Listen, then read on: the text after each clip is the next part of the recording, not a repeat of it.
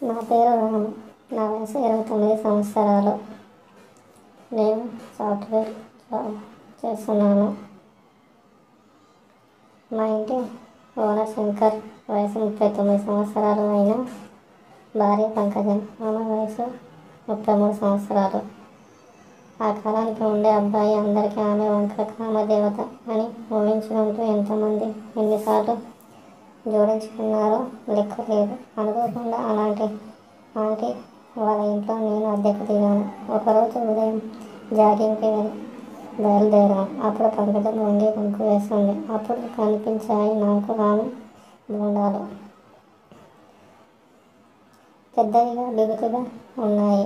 వయసులో కూడా భలే చేస్తుంది. ఒక్కసారైనా దీని పువ్వు రుచి చూడాల్సిందే అని డిసైడ్ అయ్యి జాగింగ్కి వెళ్ళిపోయాను. నైట్ అంతా కూర్చొని పంకజం ఎలా వేయాలో అని ఆలోచించాను. చివరకు ఒక ప్లాన్ వేసుకొని హాయిగా నిద్రపోయాను. రాత్రి ఆ తర్వాత నా ప్లాన్ ప్రకారం దాని మొగుడు వెళ్ళిపోయాక వెయిట్ చేశాను. నా వంటి మీద టవల్ తప్ప ఇంకేం లేకుండా బట్టలు విప్పేశాను. మా పక్క పోషన్ వాళ్ళు కాబట్టి అలాగే వెళ్ళి కాలింగ్ కొట్టాను. ఆంటీ వచ్చి డోర్ తీసింది. ఒక్కసారిగా వంక అయింది.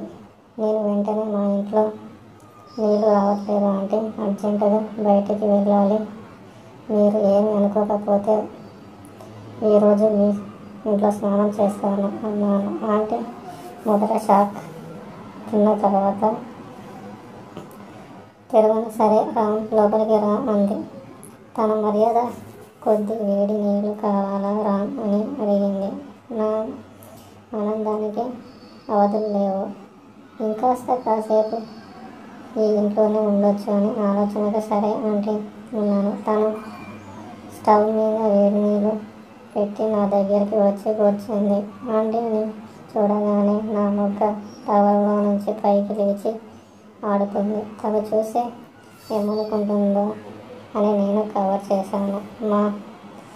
మాకు నీళ్ళు వచ్చి మీకు నీళ్ళు రాకపోవడం ఏంటి అని పంకజం కాస్త డౌట్గా అడిగింది.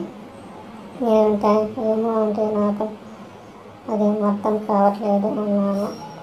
నేను వెళ్ళి చూసి వస్తాను అంది పంకజం. నా ప్లాన్ ఎలా డిసి కొడుతుందని నేను ఊహించలేదు. ఇంకెందుకు ఆంటీ శ్రమ అని నేను అన్నప్పటికీ ఆంటీ వినలేదు. ఇందులో సమయం ఉంది అంటూ నా రూమ్లోకి వెళ్ళింది. నేను మాత్రం ఆంటీ నుండి ఎటువంటి రియాక్షన్ వస్తుందా అని ఎదురు చూశాను. ఆంటీ డోర్ తీసుకుని నా దగ్గరకు వచ్చింది. నేను అబద్ధం ఆడాలని తనకు తెలిసిపోయిందేమో అని భయపడ్డాను. అప్పుడు ఆంటీ నిజమే నీళ్ళు రావట్లేదు, ఏం ప్రాబ్లం వచ్చిందో ఏమో అనగానే నాకు ప్రాణం లేచి వచ్చినట్లయింది. సరే నేను వెళ్ళి నీళ్ళు తీసుకొని వస్తాను, నువ్వు వెళ్ళి స్నానం చెయ్యి అని అంది పంకజం. నేను బాత్రూంలోకి వెళ్ళాను. నా వెనక వచ్చి నీళ్ళు పోసింది పంకజం. మళ్ళీ 2 కొబ్బరి బొండాలు దర్శనమిచ్చాయి. నా మొగ్గ లేచింది. పంకజం ఆంటీ నవ్వుకుంటూ స్నానం చేశాక నాతో టిఫిన్ చెయ్యి అంది.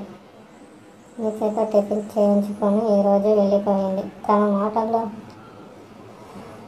Double meaning. స్నానం అయిపోవడానికి నాకు అర్థం కాలేదు. మంచి కసి మీద ఉన్నట్టుంది. తొందరగా స్నానం ముగించి బయటకు వచ్చాను. రూమ్కి వచ్చి డ్రెస్ వేసుకొని ఆంటీ చెప్పడమే 5 నిమిషాల్లో రెడీ అయ్యి ఆంటీ ముందు నిలబడ్డాం. టిఫిన్ తింటావా లేకపోతే డైరెక్ట్గా భోజనం చేస్తావా అని కొంటెగా అడిగింది పంకజం.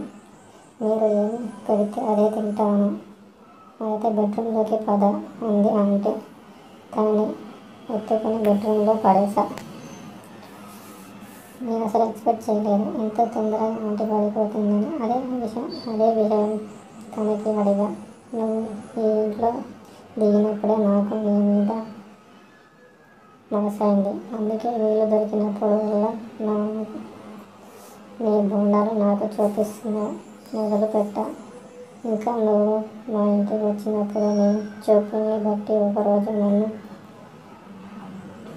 వెయ్యాలని డిసైడ్ అయ్యావని నాకు అర్థమైంది. ఇది కన్ఫర్మ్ చేసుకోవడానికి నీ రూమ్కెళ్ళి నీళ్ళు వస్తున్నాయా లేదా చూసా. నీళ్ళు రావడంలో ఏ ప్రాబ్లం లేదు. ఇక నాకు అర్థం అయింది. నీ దగ్గర నీళ్ళు రావట్లేదులే అని నేను కూడా నీ దాగి అబద్ధం ఆడా. ఇక సర్లే కానీ ఎంతసేపు నేను చూపించింది వినడమే. నువ్వు చేసేది ఏమైనా ఉందా అంది పంకజ. నేను ప్లాన్ వేసుకున్నట్టే నువ్వు నాకంటే పెద్ద ప్లాన్ వేశావు. రాదే ఈరోజు నీకు స్వర్గం చూపిస్తా పంకజ అన్నా. నాకు కావాల్సింది కూడా అదేరా. బాగా దున్నేయి నన్ను. నా మొగుడు ఇట్లా పనికి మారిన సన్నాసి. నాకేమో దూర ఎక్కువ. ఎలా తీర్చాలో తెచ్చవట్లేదు. ఇప్పుడు నువ్వు దొరికావు. నన్ను బాగా దున్నేసే కొడుక అరుస్తుంది. దాని పువ్వులో వేలు పెడతా కుట్ట నా మొగ్గ